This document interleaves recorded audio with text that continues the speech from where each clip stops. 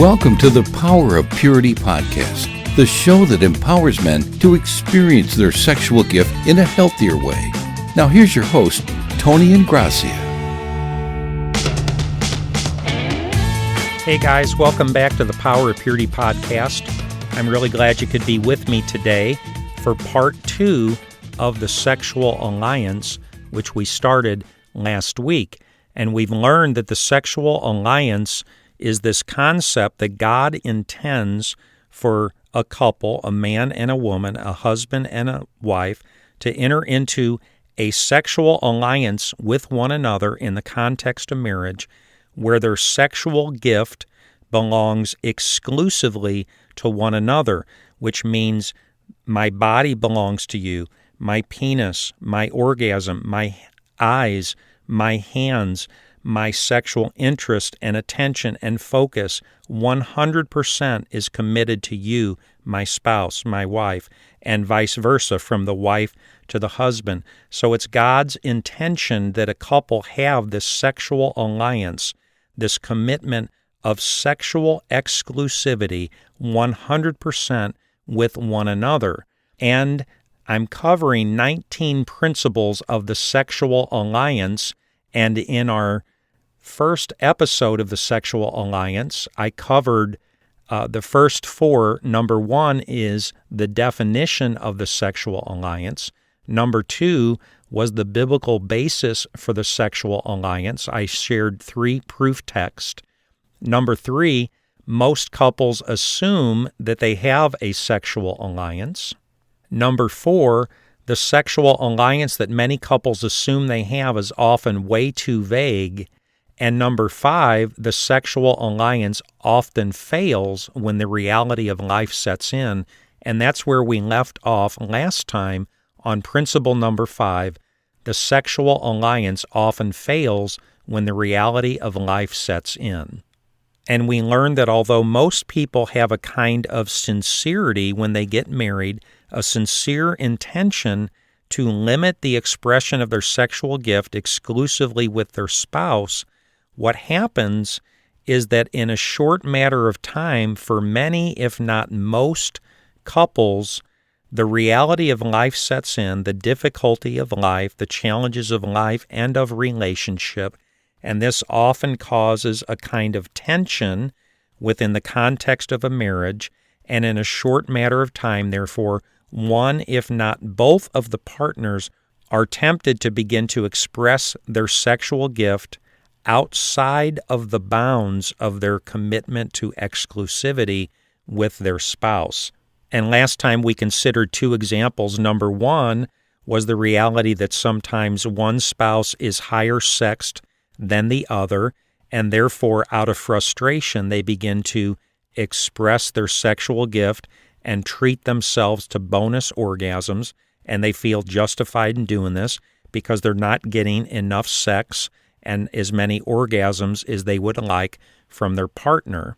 And example number 2 had to do with this concept of what I call sexual rhythm, and the idea that this young man has a sexual rhythm that's much higher than his wife is aware of, and even though she's available to him sexually, it still isn't enough for him, and so he's tempted to act out and help himself to bonus orgasms, and he therefore begins to express his sexual gift apart from his wife, and thereby violating the sexual alliance that's intended to exist between the two of them in the context of their marriage.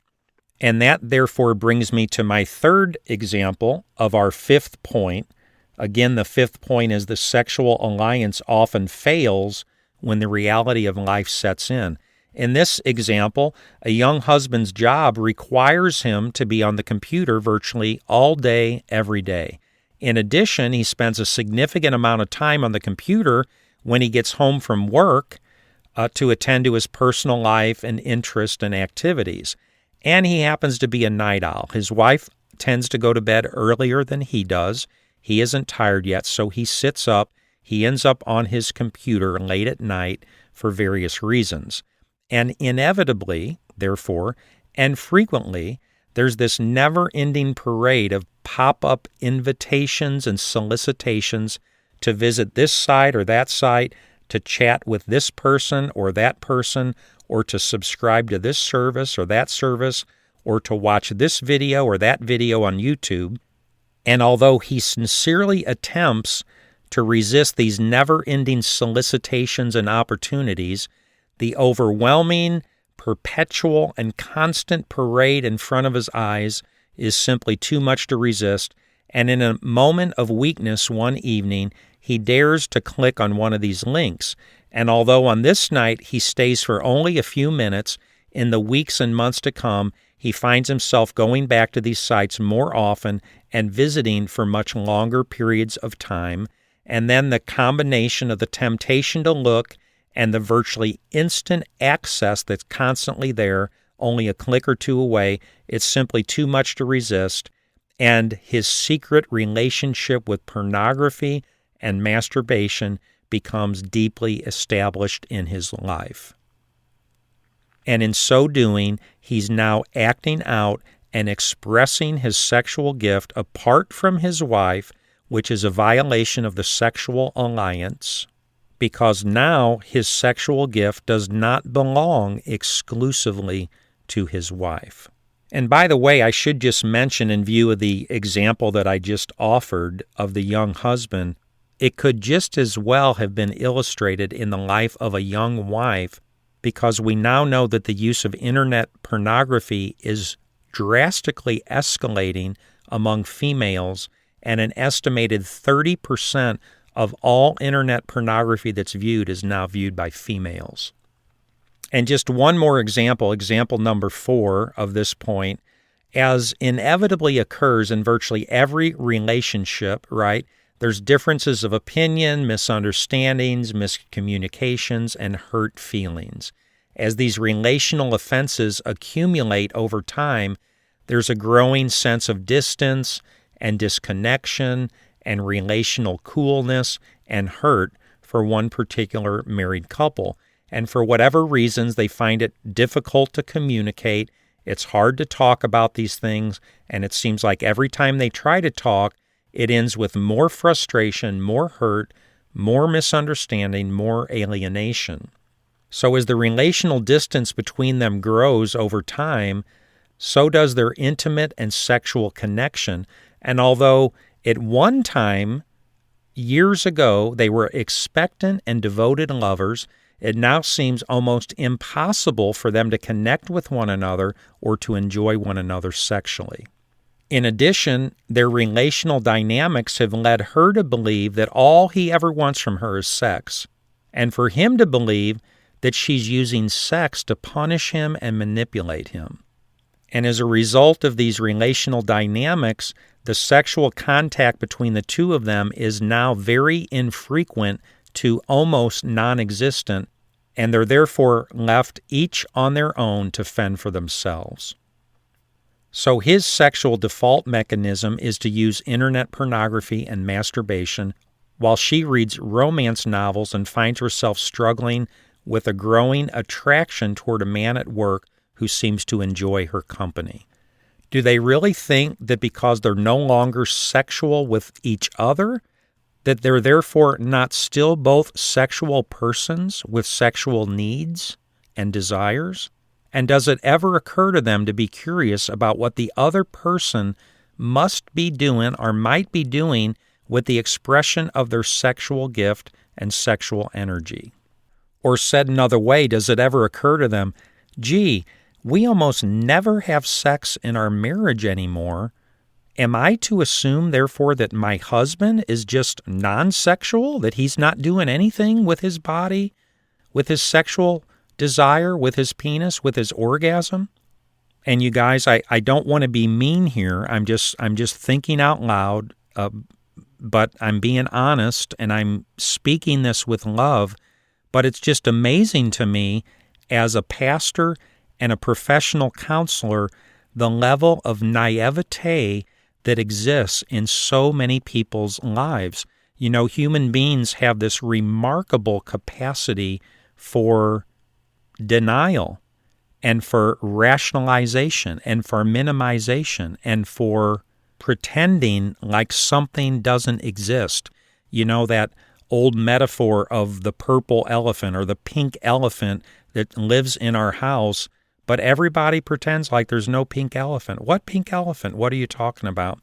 And this couple virtually never has sex with one another, or very, very little sex with one another, and yet apparently they assume of one another that their spouse is living without any sex or any expression of orgasm. And I'll just tell you that in my humble opinion, more often than not, especially for men are not going to live without their orgasm for any sustained period of time. And therefore, if it ain't happening with my wife, chances are people are indulging in other expressions of their sexual self, and they're taking their sexual interest and energy and expression to other things outside of their marriage, outside the context of their relationship with their spouse, and therefore there no longer exists a sexual alliance because these people are expressing their sexual selves in many different ways apart from their spouse.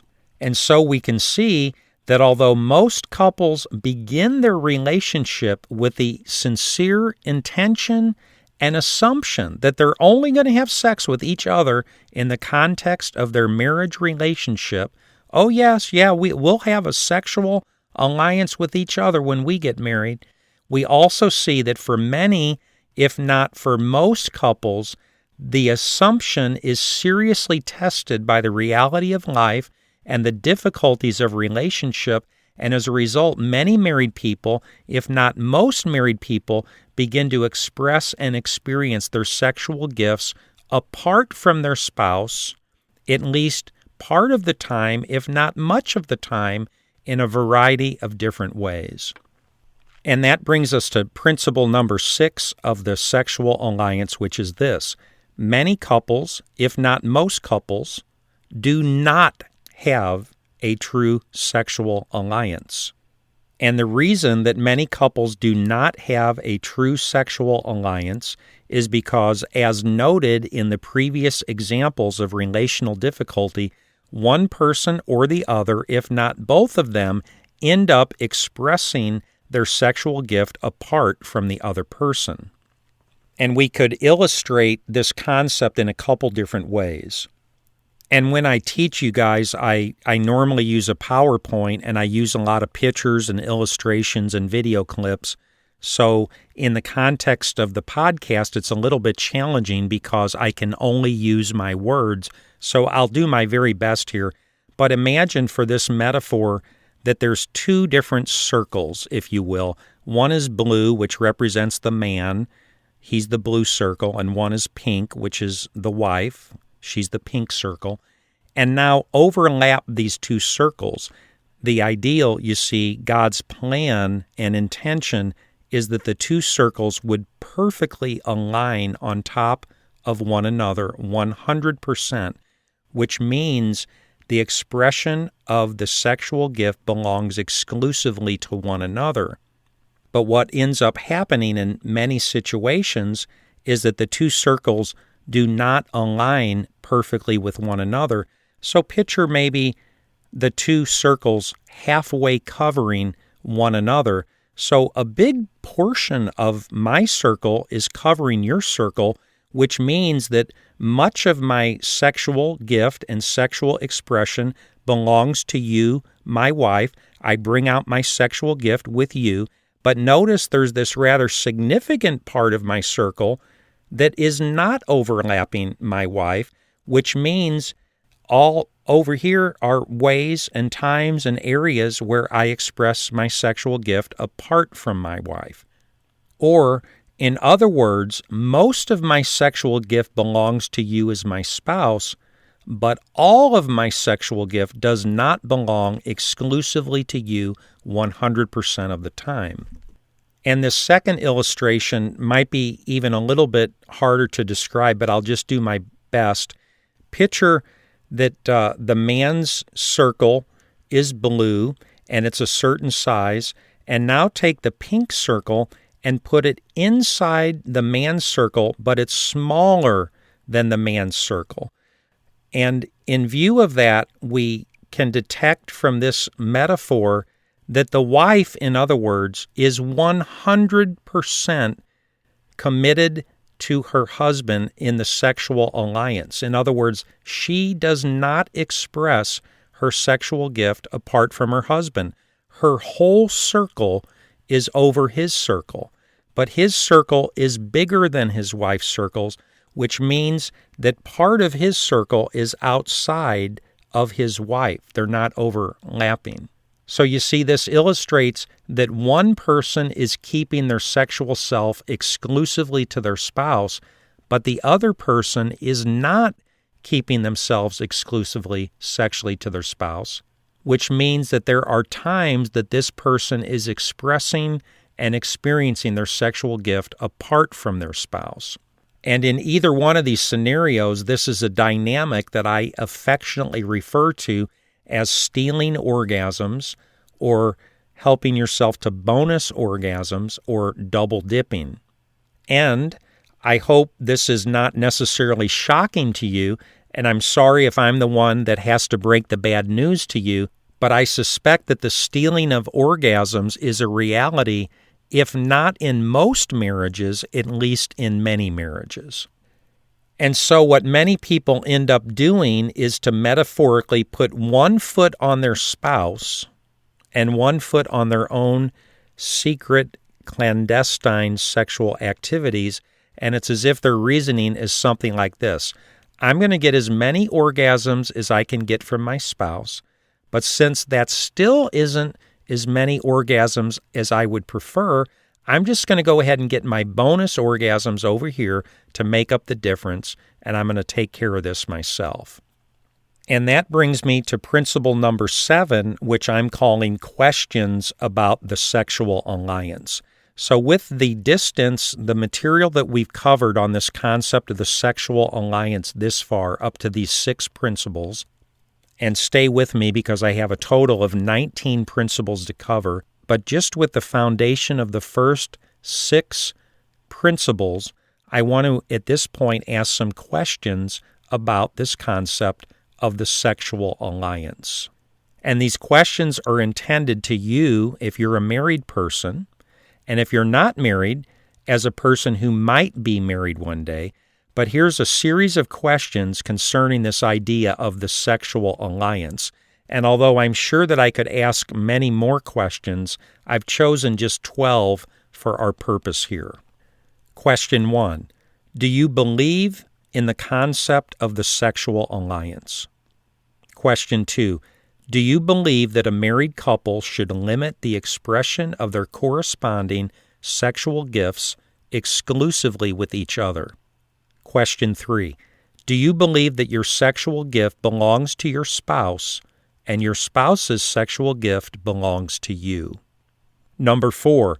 Do you believe that you should only have orgasms with your spouse and that your spouse should only have orgasms with you? Question 5. Do you believe that watching porn or masturbation apart from your spouse constitutes a violation of your sexual commitment to your spouse? Number 6. Have you been faithful in keeping your sexual commitment to your spouse? Number 7. Do you believe your spouse has been faithful in keeping their sexual commitment to you? Number 8. Have you been intimately and sexually available to your spouse on a consistent and regular basis? Number 9. Do you ever use sex as a weapon against your spouse or as a way to punish, control, or manipulate them? Number 10. Do you believe it's God's will, plan, and design for you and your spouse to have a true sexual alliance? Number 11. If you know the sexual alliance with your spouse has not been what it should be, are you interested in reestablishing a true sexual alliance with your spouse? And number 12, Are you open to the possibility and interested in working on the sexual alliance with your spouse as you seek to bring the expression of your sexual selves under the authority and the blessing of God? And that brings us to principle number 8 of the sexual alliance, which is this: every couple must decide if they want a true sexual alliance. Now, you guys know what I think and believe. As I've already suggested, I believe it's God's will and plan and purpose and design for every married couple to have a sexual alliance with each other. And by the way, you should know that as the presenter of this session, my wife and I, Sherry and I, have had a true sexual alliance for the past 16 years and 10 months. Which means that for the past 16 years and 10 months, as of the day that I'm recording this episode of the podcast, I have not had a single expression of my sexual gift. I have not had an orgasm apart from my wife for 16 years and 10 months. Which means that Sherry and I both recognize and embrace God's design for human sexuality. We believe that our sexual gifts belong exclusively 100% to one another, and that we should express and experience our sexual gifts exclusively with one another, and that we are to be sexually available to one another on a frequent and recurring basis, which, by the way, is essentially the definition of the sexual alliance, which I just quoted, which is principle 1 of the sexual alliance, the definition. So all this leads to a very important question. Do you want to have a sexual alliance with your spouse? And are you willing to commit to a sexual alliance, or are you willing to recommit to a sexual alliance if in fact you realize that there has been a violation of your sexual alliance in the context of your marriage? And this is something that only you and your spouse can decide for your marriage. I can't decide it for your marriage. I can only decide it for my marriage. And by the way, with that being said, I would at least advocate for the truth in your marriage, meaning that if you're going to decide to not have a true sexual alliance, when you understand what I'm suggesting by this concept of the sexual alliance, which I believe isn't my concept, it's God's concept of how He intends the gift of sex to happen in our lives within the context of our marriage, this sexual exclusivity. If you're going to decide, Tony, I disagree. I do not think that my sexual gift should belong exclusively to my wife. I think it's okay if, I have sex with her as much as I can, but, if I look at porn once in a while, if I masturbate by myself and my wife doesn't know, well, I think that that's okay. I do not agree with your definition of the sexual alliance. Well, of course, that's your decision to make, but what I'm saying is that I would at least advocate for the truth in your marriage, meaning that if you're not going to have a true sexual alliance with each other, then at least admit the truth to each other and live in the light with each other, because at least that's a more honest way to live with one another. In other words, if you're going to look at porn, if you're going to masturbate, or experience any other kinds or expressions of your sexual gift apart from your partner, or if you're going to have orgasms apart from your partner in any way, for any reason, at least do so with the complete knowledge of your spouse. In that way, at least there's no secrets. There's no pretense. There's no pretending. There's no lying. There's no misrepresentation.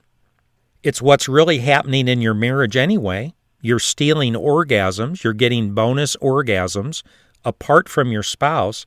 So shouldn't the two of you at least be honest about who you really are and what your marriage really looks like and what your sexual lives really look like and what your marriage really looks like? In other words, who are you really fooling by any dishonesty or pretense or subterfuge that may exist in your marriage? Therefore, you're no longer going to use the ostrich technique in your marriage where you bury your head in the sand, and that way you see no evil, hear no evil, and speak no evil, and everything seems okay on the outside, even though it's not really okay on the inside. And although the two of you are living as if you do have a sexual alliance, the reality is that you do not have a sexual alliance in your marriage. And I'm therefore advocating that you at least be honest with each other. And that therefore brings me to principle number 9 of the sexual alliance.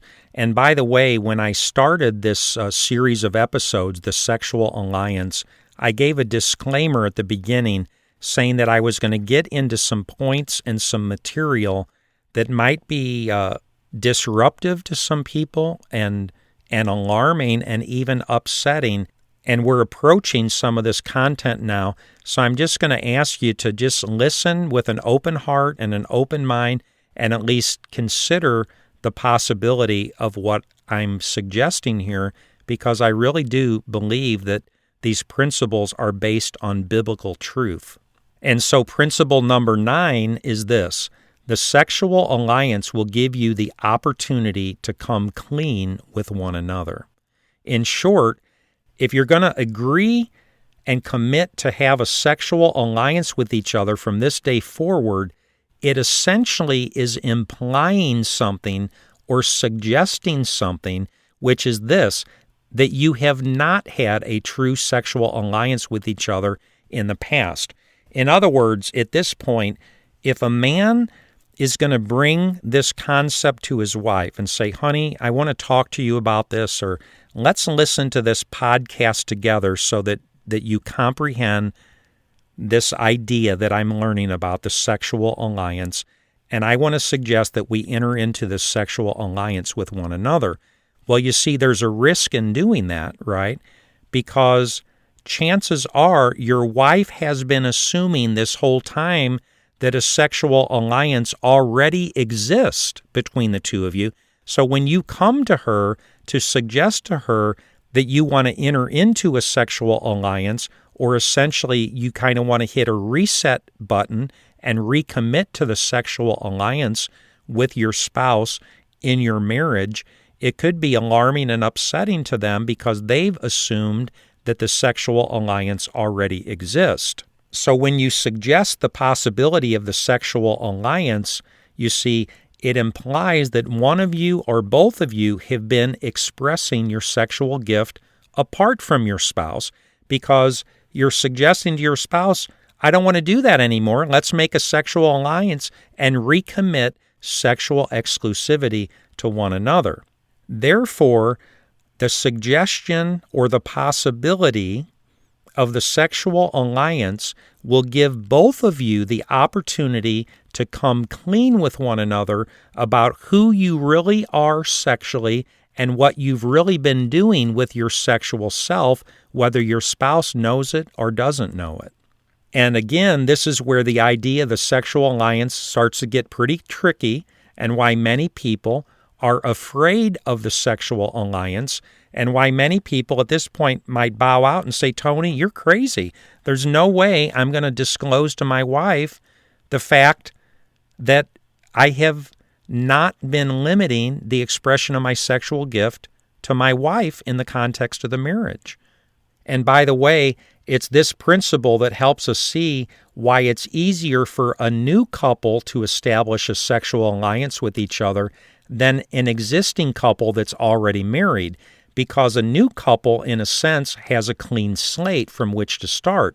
But an existing married couple already has an established track record within the history of their marriage.